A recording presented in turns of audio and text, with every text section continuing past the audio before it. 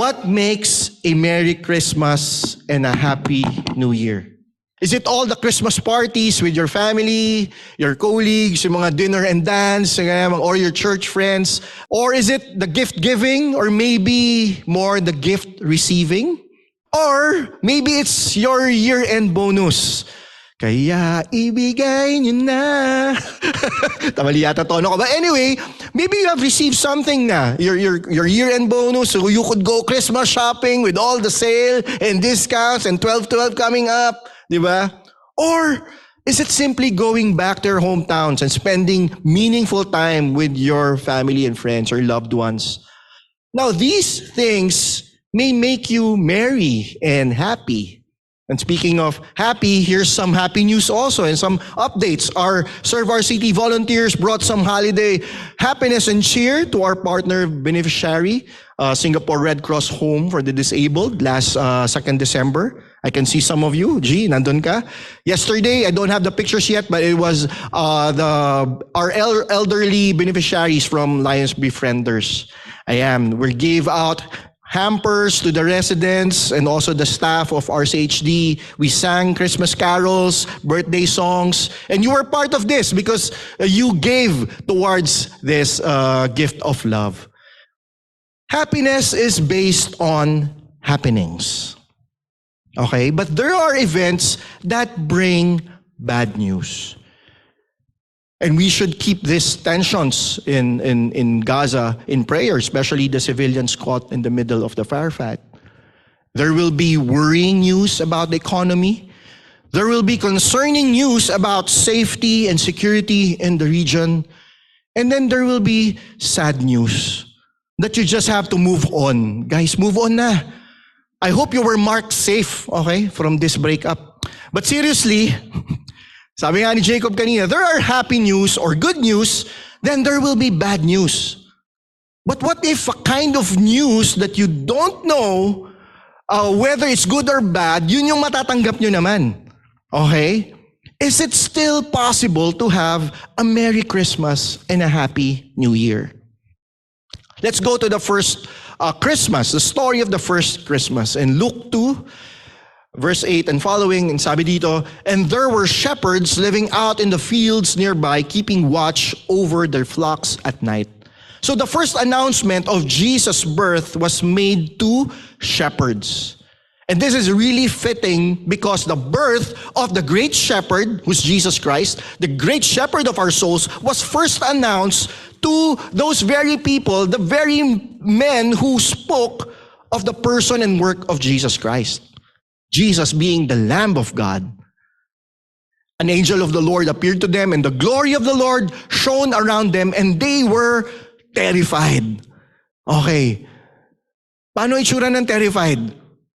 Nakakatakot yun. Natakot, di ba? Ganyan, di ba? And if you think about it, shepherds are very watchful.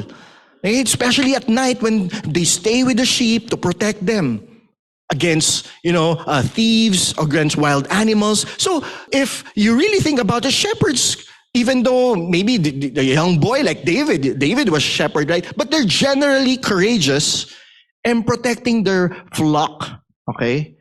However, this divine encounter with the angel of the Lord caused them to be terrified, scared to death. We know that the angel brought good news, right? But the shepherds didn't know that yet. Okay? What if it's good news that became bad news? Think about that. For us, it was the year 2005. For our family. We were expecting our second child, a baby girl we named Ariana Awit. Awit meaning psalm or song. And my wife was very healthy during the pregnancy, and our daughter was born full term. So it was good news. However, when our daughter Awit was delivered, doctors found out some things different about her. First thing they saw was her cleft palate, yung ngalangala, bukas. And because of that, she got aspirated and she was brought to the neonatal ICU. Nagkaroon ng water sa lungs, and then they did some tests. They found out there was also a hole in her heart.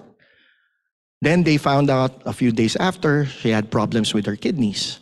Then they found out that she had a problem with her intestines also. So day after day, one bad news after another. And these was very challenging times for us. Good news that turned bad news is now getting worse. And I asked God, you said in your word, when you give a blessing, you do not add trouble to it. Bakit? But why? I didn't get any word from God yet, or at least not yet. I'll continue this story later. In Luke 2, verse 10 now, but the angel said to them, do not be afraid. I bring you good news that will cause great joy for all the people. I bring you good news literally means I evangelize to you. Because good news is the word evangel. Okay? The bringer of good news is evangelist. Okay? The process of bringing and receiving good news is evangelism. Okay? Joy is the Greek word kara. Kara means delight, gladness, or source of joy. And the root word of the word kara is kar, which means extend favor, properly, the awareness of God's grace and favor, which leads us to point number 1. God's message of joy. The first is do not be afraid. So what are the things that may make you afraid? Maybe it's all the bad news that we just mentioned at the start. Maybe it's the uncertainty of the future. God is telling us not to be afraid, to keep our trust in Him. And a little trivia right here.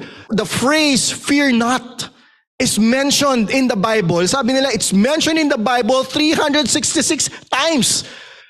That's one reminder from God each day. May pasobra pa para sa leap year. Do not be afraid. So turn to your neighbor and tell them, do not be afraid. Good news for great joy. So God is giving us His grace, unmerited favor, something, we're receiving something really, really great, even if we do not deserve it. And this is for everyone. It's for you. God is relational, God is personal, and God loves you. And God is concerned with what you are concerned about. Sa lahat ng pinagdadaanan mo, in all our struggles, there's really one answer. It's in verse 11. Today in the town of David, a Savior has been born to you. He is the Messiah, the Lord. Savior, the agent of salvation or deliverance. The one who rescues, the one who delivers, who saves and preserves. And in the case of Jesus, He came to rescue us and deliver us from sin's penalty and sin's power. He came to save us and preserve us, giving us eternal life. Messiah or Christ, it means the one who has been anointed and appointed to a task, to a mission. And Lord conveys the sense of being supreme, unlike no other. He is the one sovereign. He is the one who should rule, and He is ruling. And that is the Lord. God's answer is joy. A Savior, a Messiah, a Lord. And He is unlike any other. And that is Jesus Christ. Si Jesus po ang kasagutan. He is not just Savior, not just Christ, but we should acknowledge Him as Lord because He is. That means we should submit or surrender or yield. Yield our plans to His plans. Yield our lives to His. He alone is worthy of our trust. And He said this in John 15, verse 9. As the Father has loved me, so I love you. Now remain in my love. If you keep my commands, you will remain in my love, just as I have kept my Father's commands and remain in His love. I have told you this so that my joy may be in you and that your joy may be complete. Complete means to make full or to fill to capacity. And if we follow God's commands and remain in Jesus, His love, okay, makes our joy full or simply joyful. He makes us joyful. Turn to your neighbor and say, joyful. Sinabi niyo ba yan na nakangiti kayo? O nakita ko naman si Rian, nakasmile naman. Yan. So back in Luke 2. This will be a sign to you. You will find a baby wrapped in cloths and lying in a manger. And if you think about it, it's very simple. Parang napaka-simple, di ba? Mary, who delivered the child, Jesus, likely without any doctor or help, or maybe just the husband, of course, Joseph was there. They had to wrap the child. And the custom of that day included cleaning the baby, rubbing the baby with oil, perhaps olive oil. Then the arms were placed at the baby's side and were wrapped in strips of cloth. Now going back to our story, we were not able to bring our daughter home alive. She only lived for 40 days. But God used her life to change ours, no matter how short her life was. God made me realize that if He could use Awit's life, even just its 40 days, how much more if I give God every single day of my life for His service and ministry? How can God use me to be an instrument of His change for others? So that's when Anna and I prayed, and after a few months, actually after a year, we moved to Singapore. Here for a fresh start. And it was painful to lose our daughter. But through God's grace, we trusted in Him, hoped in Him, remained joyful amidst the circumstances. Psalm 30 verse 5 says, "For His anger is but for a moment, and His favor is for a lifetime. Weeping may tarry for the night, but joy comes with the morning." Everyone say joy. Kinanta natin yan. Joy to the world. The Lord has come. God turned our sadness into joy. And God can use your painful past for someone's healing in the future. You might be in a difficult situation right now. Just last week, we hosted a good friend of ours, a sister in Christ, and she was recounting the pain and depression she went through for 2 years since 2020. And she realized God's love and grace, that as she was coming out of that ordeal, that depression, she was able to tell God, God, salamat. Thank you, Lord, that you allowed me to go through this, but you never left me. And you even gave me people to journey with me. Anong pinagdadaanan mo ngayon? What are you going through right now? Your happiness might be fading. It may be getting depleted. For some, you feel it's completely gone. But there's something that goes deeper than happiness, and that is joy. The awareness of God's grace and favor on you. Theologian John Piper defines joy as a good feeling in the soul produced by the Holy Spirit as He causes us to see the beauty of Jesus in the Word and in His works. Yes, joy is a feeling, but it's not limited to how we are feeling at a particular moment. Okay, happiness is based on our feelings, on happiness, or happenings, sorry. But joy is deeper. It's more lasting. It's a lasting feeling that isn't based on circumstances, but on truth. Psalm 16:11 says, "You make known to me the path of life. You will fill me with joy in your presence, with eternal pleasures at your right hand." You fill me with joy in your presence. And God's presence is wherever you invite God's presence to be in. It can be here. It can be your homes. It can be your offices, in your schools. God's presence. Because joy is in God's presence and not in circumstances. Verse 15 of Luke 2, "When the angels have left them and gone into heaven, the shepherds said to one another, 'Hey bro, let's go to Bethlehem and see this thing that has happened, which the Lord has told us about.'" So the shepherds wanted to know more about what they have received from the angels. So suddenly, there was a shift in their priority. Okay, from watching their sheep, now they're going to Bethlehem to see and know Jesus, to see Him personally. So they hurried off and found Mary and Joseph, and the baby was lying in the manger. So without second thoughts, wala nang patumpik-tumpik pa. Ayan. They went to Bethlehem right after the angel's announcements to see and meet Jesus. When they had seen him, they spread the word concerning what had been told them about this child. And all who heard it were amazed at what the shepherds said to them. So the shepherds did not keep this good news to themselves. Sila po yung mga naunang tolits, pero yung tinikalat nila magandang balita, hindi chismis, okay? They told others about the Savior being born. And the people were amazed when they heard the story. It's like God opening the hearts of the people ready to receive the good news, ready to receive Jesus and his salvation. Which leads us to point number 3. Be a messenger of joy. Prioritize Jesus, value Jesus, seek him first above all things. And as we do so, we proclaim him. We proclaim Jesus. Verse 19, but Mary treasured up all these things and pondered them in her heart. The shepherds returned, glorifying and praising God for all the things they have heard and seen, which were just as they had been told. So Mary treasured and pondered all these things in her heart, the birth of her son, the shepherds coming and worshiping Jesus. For the shepherds naman, it was to proclaim the truth.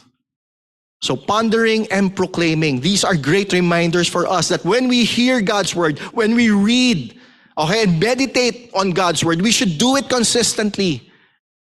Anytime, anywhere, all the time. Sabi nga natin. And as a result of that, of meditating on God's word, we'll be able to live out what we have learned. Okay? To proclaim the good news to all. Daniel 12:3 says here, those who are wise will shine as bright as the sky, and those who lead many to righteousness will shine like the stars forever.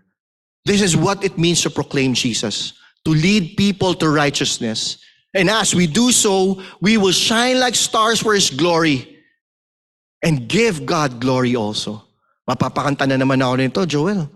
Because you're a star in the sky. Love, joy, peace, hope. These concepts are things that we aspire for, things that we want in our lives. And even those who do not believe in Jesus would like to have these as well. However, some people look for it in the wrong places. Then they get frustrated, hopeless, or suko na talaga. They give up on life altogether. The fullness of these words can only be found in Jesus Christ. How can we have true and lasting joy, love, joy, peace, hope in our lives? We need to fix our eyes on Jesus. Hebrews 12 says that, fixing our eyes on Jesus, the pioneer and perfecter of our faith. Fixing our eyes is literally looking off to. Okay, so the idea here is to take off our eyes on other things and focus on Jesus alone. So in our daily time with God, it's good to pause and examine our hearts. Is there sin that we need to confess? Is there bad attitude?